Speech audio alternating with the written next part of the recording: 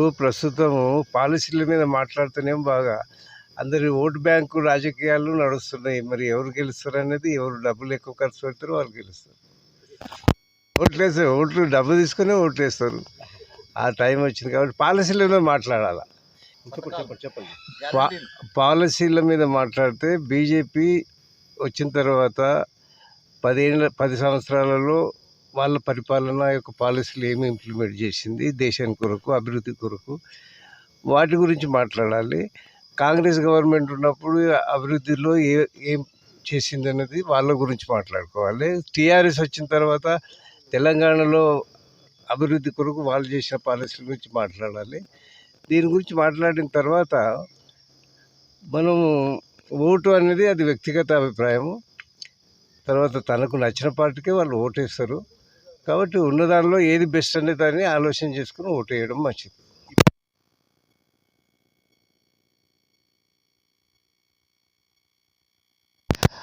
గ్యారంటీలు అనేది, ఈ ఉచిత పథకాలు అనేది కొంతవరకు బీద వర్గానికి లాభం చేస్తాయి, అది అవసరమే. కానీ మరీ తనకు శక్తికి మించిన పథకాలు కూడా అంత మంచిది కాదని నా అభిప్రాయం.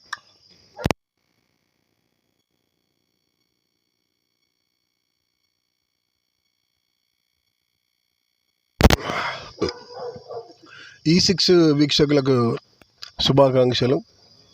ఇవాళ మరి భారతదేశానికి పార్లమెంట్ ఎలక్షన్లు జరుగుతున్న సందర్భంలో సరే అన్ని పార్టీలు కూడా వాళ్ళ యొక్క మేనిఫెస్టోని రిలీజ్ చేశాయి. కానీ మేనిఫెస్టోలో రిలీజ్ చేసిన విధంగా ఒకసారి చూసినట్లయితే అందరి దృష్టి కూడా బిలో పావర్టీ వాళ్ళ పైననే ఉన్నది. ఇది సమంజసం కాదు. ఎందుకంటే భారతదేశాన్ని నడిపిస్తున్నది మధ్యతరగతి భారతం. మిడిల్ క్లాస్ వాళ్ళే ట్యాక్సులు కట్టడం కానివ్వండి, లేకుంటే ఏ రకమైన సాక్రిఫై కూడా మొత్తం మిడిల్ క్లాస్ వాళ్ళదే ఉంది. కాబట్టి ఇవాళ ఈ యొక్క బిలో పావర్టీ వాళ్ళకి ఇచ్చేటటువంటి ఏ స్కీమ్స్ అయితే ఉన్నాయో సరే అవి ఇచ్చినా కూడా మధ్యతరగతి వాళ్ళకు కూడా కొన్ని స్కీమ్స్ ఇవ్వాల్సిన అవసరం ఉంది. ముఖ్యంగా ఇన్కమ్ ట్యాక్స్లో ఇంకా కావాల్సినటువంటి యొక్క సబ్సిడీ కానివ్వండి, ఇంకా గ్యాస్ సబ్సిడీ కానివ్వండి, లేకుంటే ప్రాపర్టీ ట్యాక్స్లు కానివ్వండి, లేకుంటే రోడ్ ట్యాక్స్లు కానివ్వండి, ఇవన్నీ కూడా కొంచెం మధ్యతరగతి వాళ్ళు చాలా సఫర్ అవుతున్న క్రమం లోపల జాతీయ స్థాయిలో ఉన్నటువంటి ప్రధాన పార్టీలు అయితే మేనిఫెస్టోలో ఉన్నాయో, మేనిఫెస్టోలో అయితే వాళ్ళు రిలీజ్ చేశారో ఆ విషయంలో కూడా మళ్ళీ ఒకసారి ఆలోచన చేయాల్సిన అవసరం ఉంది. రెండో విషయం ఏంటంటే జాతీయ స్థాయిలో ఎప్పుడు కూడా పార్లమెంట్లో ఒక బలమైన పార్టీ ఉండాలి. ఎవరికైనా పూర్తి మెజారిటీ ఉండాలి. పూర్తి మెజారిటీ ఉన్నప్పుడే ప్రజా సంక్షేమ కార్యక్రమాలు కానివ్వండి, దేశ నిర్మాణానికి కావాల్సినటువంటి యొక్క చట్టాలు కానివ్వండి చేయడానికి అవకాశం ఉంటుంది. మరి ఈ క్రమంలో ప్రజలు కూడా ఆలోచించాలి. జాతి నిర్మాణంలో ప్రపంచ స్థాయిలో కూడా ఈ దేశానికి ఒక మంచి గుర్తింపు రావాలి, మనం ఆర్థికంగా ఎదగాలి, జీడిపి పెరగాలి అనేటటువంటి క్రమంలో చూసినట్లయితే ఒక్కసారి అందరూ కూడా దేశ శ్రేయస్సును దృష్టిలో పెట్టుకొని ఈ యొక్క సంక్షేమ పథకాలే కాకుండా మనం ఒక బలమైన మెజారిటీ ఇవ్వాల్సిన అవసరం ఉంది. ఆ క్రమంలో ఆలోచించాల్సింది కోరుతున్నాను. Thank you. కాకుండా ఎవరికైనా సరే పూర్తి మెజారిటీ ఉండాలి. మేము ఎట్లా పార్టీ గురించి చెప్తాం, కాకుండా సంక్షేమ పథకాలు చాలా ఓవర్ అవుతున్నాయి. కాబట్టి మధ్యతరగతి వాళ్ళకి ఎవరు కూడా ఆలోచించట్లేదు. ఎంతసేపు ఓట్ బ్యాంకు రాజకీయాలు అవుతున్నాయి. కాబట్టి ఈ ఓట్ బ్యాంకు రాజకీయాలని తగ్గించాలి. మధ్యతరగతి వాళ్ళకి కావాల్సినటువంటి యొక్క ఫలాలని, అంటే వాళ్ళకి కావాల్సిన ఎగ్జామ్షన్స్ ఇవ్వాలి. రెండవది ఏంటంటే ఎవరైతే మిలియనీర్స్ ఉన్నారో, టాప్ మోస్ట్ ఫైనాన్షియర్స్ ఉన్నారో వాళ్ళకి గవర్నమెంట్ ఎగ్జామ్షన్స్ ఇస్తున్నది, కింది స్థాయి వాళ్ళకేమో స్కీమ్స్ ఇస్తున్నది, మిడిల్ క్లాస్ వాళ్ళని సఫర్ చేస్తుంది. ఇది తగ్గించాలని మా అభిప్రాయం. అది 100% అండి. మేమందరం మిడిల్ క్లాస్ వాళ్ళు అందరూ సఫర్ అవుతున్నారు. హై లెవెల్లో ఉన్న మిలియనీర్స్ అవుతున్నారో వాళ్ళు బెనిఫిట్ పొందుతున్నారు, వాళ్ళకి ఎగ్జామ్షన్స్ ఉన్నాయి.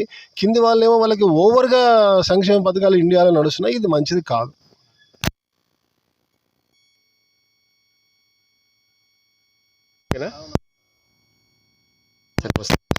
E6 ప్రేక్షకులకు నమస్తే సార్. ఇప్పుడు 2024 ఎలక్షన్స్ వచ్చాయి. మొన్న మనము ఎమ్మెల్యే ఎలక్షన్స్ అవన్నీ కంప్లీట్ చేశాము. పరిస్థితి ఎలా ఉంటారు మీరు? గత ప్రభుత్వం గురించి మరి ఈ ప్రభుత్వం గురించి కొంచెం మీరు చెప్పగలుగుతారా సార్? ఈరోజు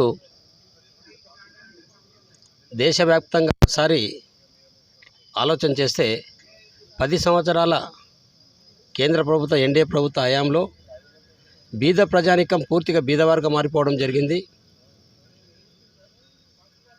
దేశ స్థాయిలో దేశ సంపదను సమాన స్థాయిలో అన్ని వర్గాలకు చెందవలసినటువంటి ఫండ్స్ ఏవైతే ఉంటాయో, బడ్జెట్ ఏదైతే ఉంటుందో, ఈ దేశంలో ఉన్నటువంటి ఇప్పుడున్నటువంటి ప్రైమ్ మినిస్టర్ ఒక అంబానీ, అదానీ అంటే బడా పెట్టుబడిదారులకు కొమ్ము కాయడము, అదే కాకుండా దేశ స్థాయిలో ధనిక వర్గాలకే కొమ్ము కాయడము,